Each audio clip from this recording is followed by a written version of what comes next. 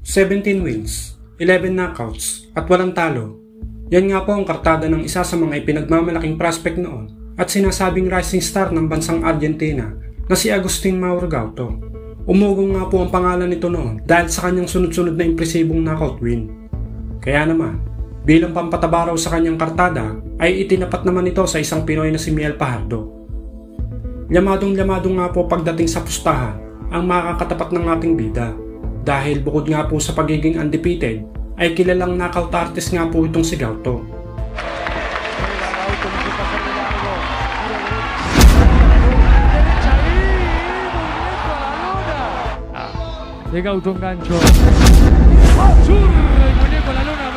Sa magaganap nga pong laban, ay tila hindi nga po binibigyan ng importansya ng undefeated na Argentina ng ating Pinoy na bida.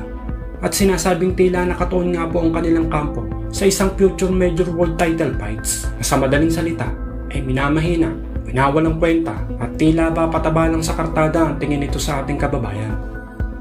Subalit hindi rin naman natin masisisi ang kampo nitong si Gauto dahil ang totoo ay may kabigatan din nga naman talaga ang kamao nito pagdating sa laban. Sa katunayan, sa kanyang 17 panalo ay 5 lamang ang mapalad na hindi niya na inakaw. At ang 4 sa kanyang mga huling tinalo ay tinapos nito sa loob lamang ng 2 rounds. Kaya naman masasabi natin na hindi talaga basta-basta itong si Gauto. Kaya naman sa edad na 21 ay hindi katakataka na maging isang world title holder ang boksingerong ito.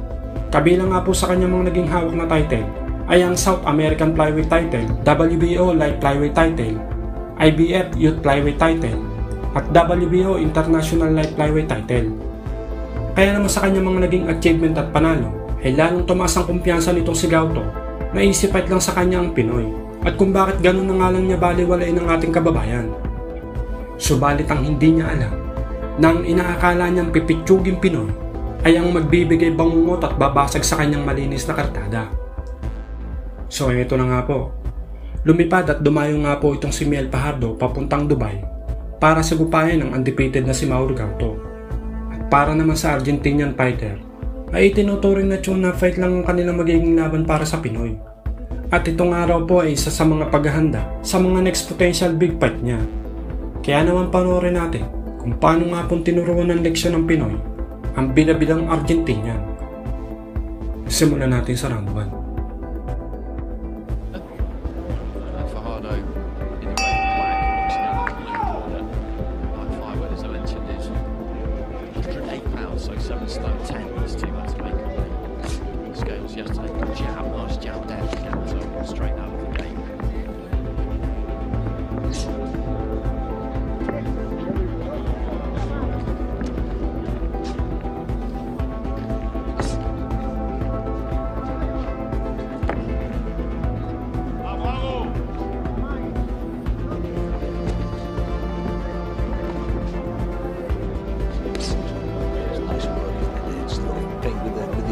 To the belly, like a nice jab to the head.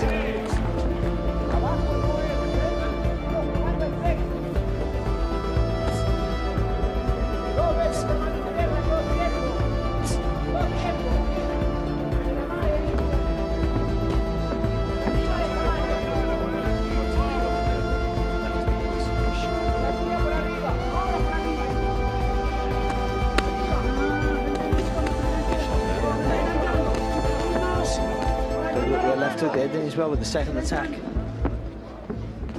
think he might feel he's hurting with one of those body shots because he's really getting on him here, Fajardo.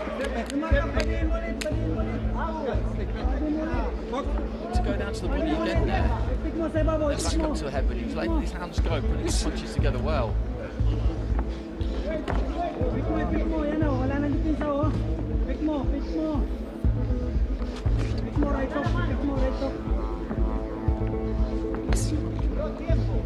Solid jab in there from Gauto. He needs to be a bit busier. Closes the space down when he throws that jab, doesn't he? Steps into it.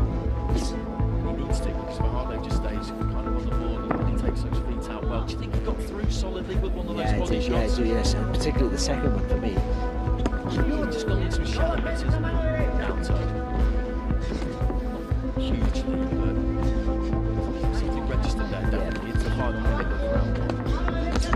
Sharp grip to go. uppercut, left hook. Nod of the head there from Gauto. They both land at the same time. He's having a good opening round here. Filipino fighter. This is already turning into a good fight. Right hand there from Gauto. Better for Goldo. He's got his hands. Go good body shot himself there. Goldo with the left hook.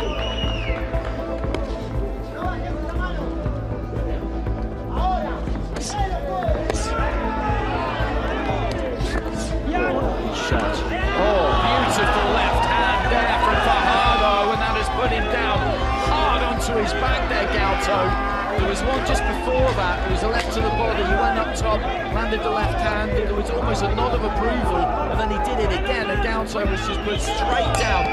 No time left in the round, which is just as well for the Argentinian who's... He's needing the ropes to keep him up. And Fajardo has just got to pick his punches here.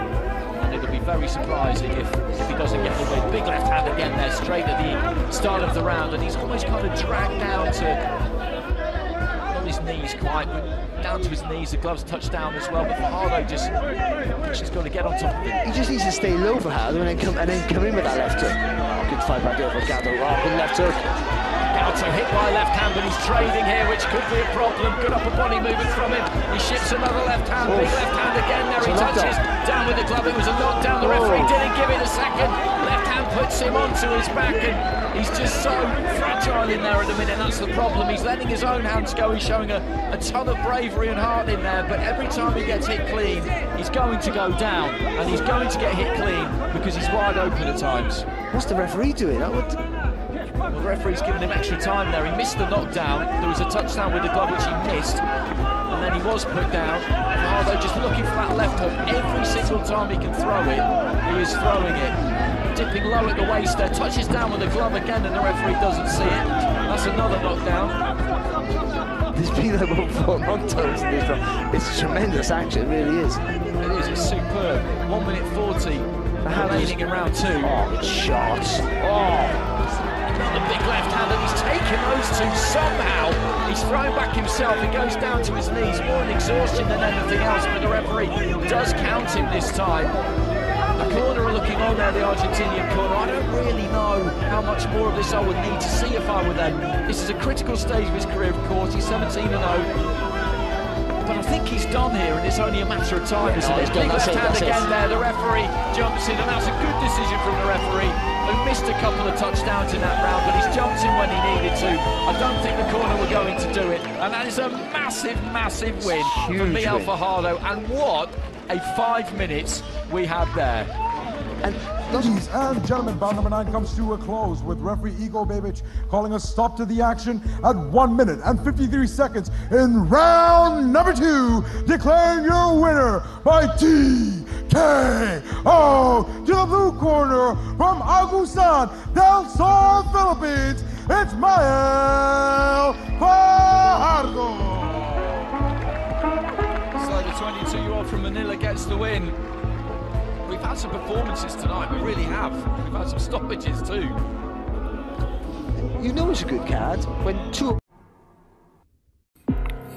Kung ating titingnan maigi at pagmamasdan ng ating kababayan na si Richie the Magnum Mepranum, ay talaga namang iisipin mong isa lamang itong mahinang nilalang dahil sa payat at walang kamasil-masil na pangangatawan. Pero sang kayo, wag na wag kayong magpapaninlang sa itsura at karakas ng fighter na ito. Sabihin na nga nating payat at tila walang ilalakas sa suntok nitong si Richie. Pero walang sino mang fighter ang dapat magkumpiyansa kapag siya ang kaharap. Kagaya na nga lamang ng Mexicanong si Hernan Marquez na tinaguri ang Little Mike Tyson, na dahil sa lakas at sa pagiging knockout artist nito ay hindi naging maganda ang trato nito sa ating kababayan dahil hindi nito binibigyang importansya ang ating Pinoy na pambato na tila ba siguradong sigurado na natatalunin niya ang ating kababayan. Ngunit hindi naman talaga natin masisisi ang fighter na ito kung nasobran sa kumpiyansa dahil may karapatan din naman talaga itong magmalaki dahil nga sa pagkakaroon ng planchado nitong kartada na kung saan ay 2 titulo ang kanyang nakuha bago siya makakalaban ng ating kababayan. At ito nga ang WBA Pediball Flyweight title at ang WBC United States Flyweight title. Ngunit sa kabila nga ng mga achievement ng Mexicanong ito, ay hindi naman ito naging balakid upang matakot at masindak sa laban ang ating payat na kababayan.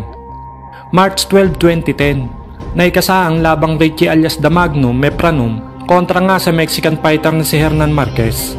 Ginanap ang kanilang laban sa Gaylord Texas Resort Hotel and Convention, Grapevine, Texas, USA.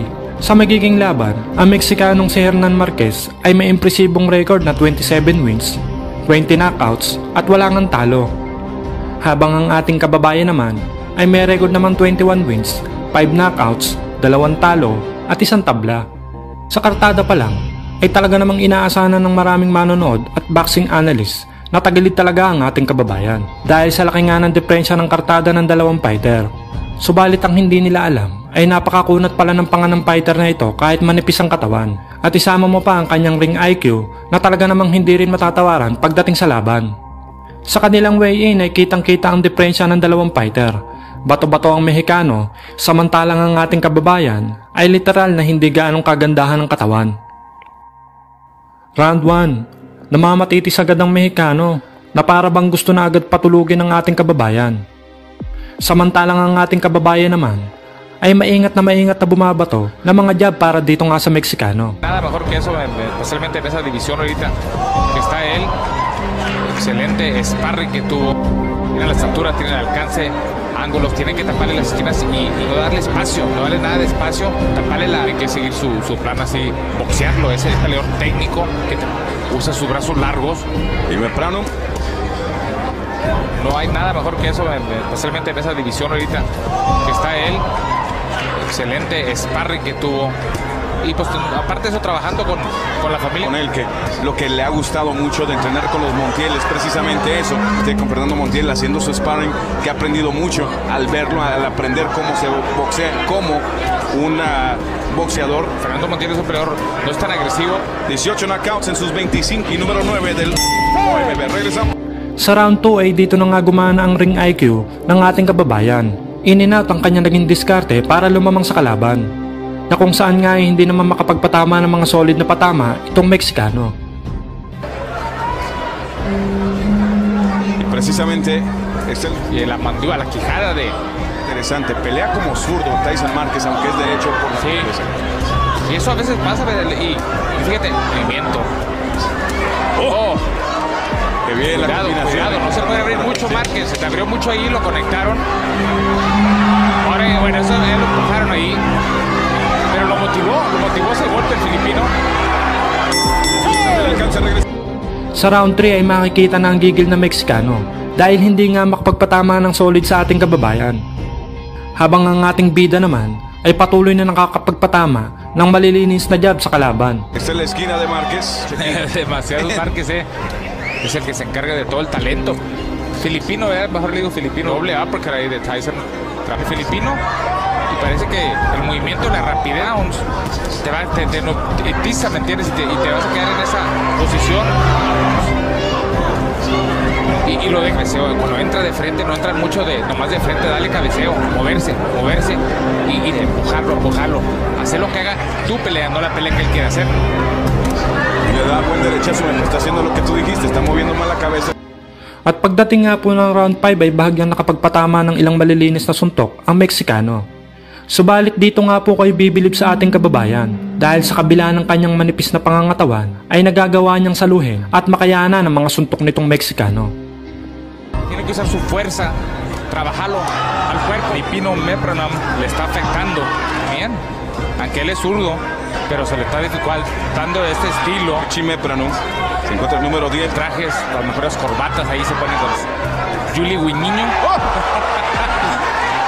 Y les va a gustar el boxeo Pacquiao Clottey, pero aquí les está gustando a los fans. Sí. En el Texas Ballroom del Gaylord Texan Hotel, un buen guamazo que le dio Meprano en este round al filipino. Que cae sólido con derecha. Mira, qué sorpresa. Aquí el filipino ahí lo hace fallar, y cómo entra ahí la recta, iba como de recta. At sa round 7 ay dito na makikitang nakikipagsabayan na rin ang ating bida, na ang bawat fighter ay tila hindi magpapatalo sa laban. Encontrar caído a la lona, cortesía del de Empalme Sonora. Creciendo con cada round el filipino. Y tu tarjeta 5 para Mepronom. Y bueno, ahora se está poniendo a hacer en la esquina a Tyson Márquez, pero más vale ir mal fuera. Y se cubre muy bien también. muchos golpes es Tyson Márquez. Míralo, ya va ahí bien bonito. Solamente un golpe se puede cambiar todo en un combate de este estilo. Esto se calienta, regresamos. Aquí vemos ambos peleadores intercambio de golpes. Ahí Tyson Márquez haciendo un poquito. At sa round 9 ay tila manghang-mangha ang kampo ng Mexicano sapagkat sa kabila ng payat na pangangatawan ng ating kababayan ay nagagawa nitong makipagsabayan sa kalaban. Todo, pero observamos en la esquina de Leprano que le estaban diciendo tú ciérrate, y si él viene y se te amarra un tantito, mueve la cabeza, o sea, usa el cabeceo y sigue usando esa izquierda que tú mencionas. Exactamente, mira, todo lo que tiene que hacer es se tiene que ir al todo por el todo y tiene que noquear, tiene que salir adelante en su debut aquí en Estados Unidos. Pero ahora sí, obviamente ya le empiezas a sacar vuelta. 8 a 73, vuelvo a decir, mi tarjeta extraoficial. Se han echado estos dos peleadores esta noche aquí en Fox Sports Español. Siempre tenemos a ambos peleadores. Mepranam haciéndolo fire ahí. Y viste, no. At sa huling round ay naging maingat na ang ating kababayan sapagkat kalkulado na ng kampo ng ating bida na lamang sila sa puntusan, kung kaya't maingat na nagbibitaw ng mga suntok ang ating bida. Pues es difícil esta pelea. Su carrera con las 15 victorias, tratando de llegar a 16 y darle a Márquez su primera. El buen trabajo, el buen contragolpe. Lo señalaste previo al combate con Osate, ser escurrido. Vea nada más. Otra vez, otra izquierda, perdón que te interrumpí, pero era impactante, impresionante. Sigue, fíjate, trae a ese nivel. Mira, otra vez, otra izquierda ahí de Mepranam.